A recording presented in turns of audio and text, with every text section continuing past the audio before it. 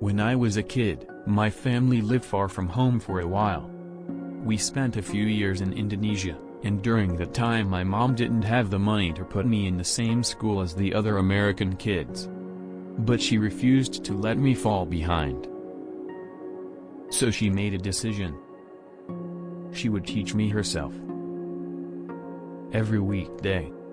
Before sunrise. At 4:30 in the morning. Whenever I complained, she'd look at me with tired eyes and say, "Trust me, this isn't easy for me either." And then we'd keep going. I know some of you are still getting used to the grind of being back in school. But I'm here because I want to talk about something that truly matters. My father left when I was 2. I grew up with a single mother who worked non-stop just to keep us afloat. There were moments when we couldn't afford the things other kids had. Moments when I felt out of place. Moments when I felt invisible. And because of that, I didn't always stay focused. I made choices I regret. My life could have gone in a much darker direction. But I got chances, second chances, and I used them. Those chances allowed me to go to college, to go to law school, and eventually to chase dreams that once felt impossible. My wife, Michelle, had her own climb. Her parents hadn't gone to college. Money was tight. But they worked hard, she worked hard, and that opened doors to some of the best schools in the country. Some of you might not have those advantages either. Maybe you don't have people at home who support you. Maybe someone lost a job. Maybe your neighborhood doesn't feel safe. Maybe your friends try to push you toward things you know aren't right. But listen closely. You may be a brilliant writer and not know it yet, until you turn in that English assignment. You may be an inventor or an innovator, someone who could build the next great device or discover a life-saving breakthrough. But you won't see it unless you push yourself in your science class. You might even be a future leader, a mayor, a senator, a judge. But you won't discover that until you challenge yourself, until you join a club or speak up in class.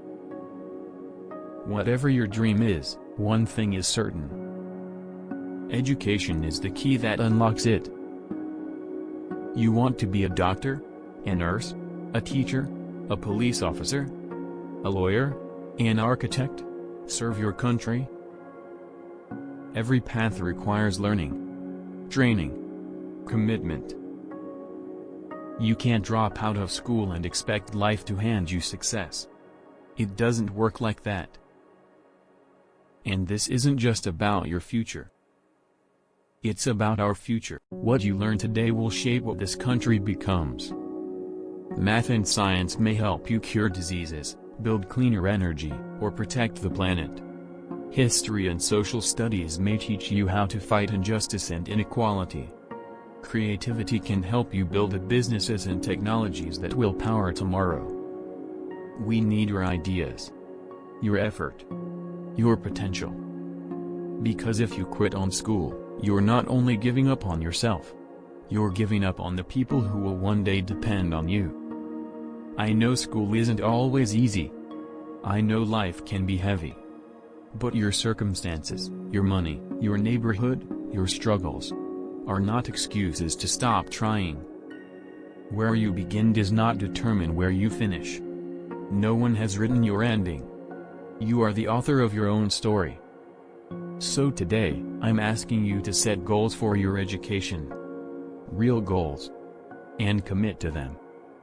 Maybe your goal is to finally finish all your homework. Maybe it's paying attention in class. Reading more. Joining a club.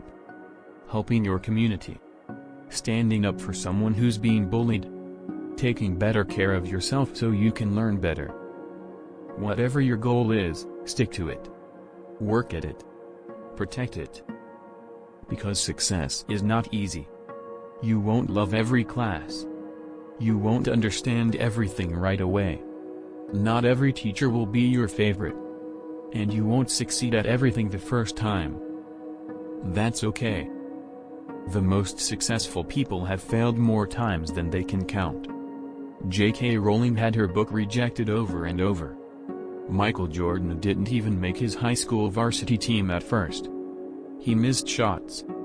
He lost games. But he kept going. And that's why he became great.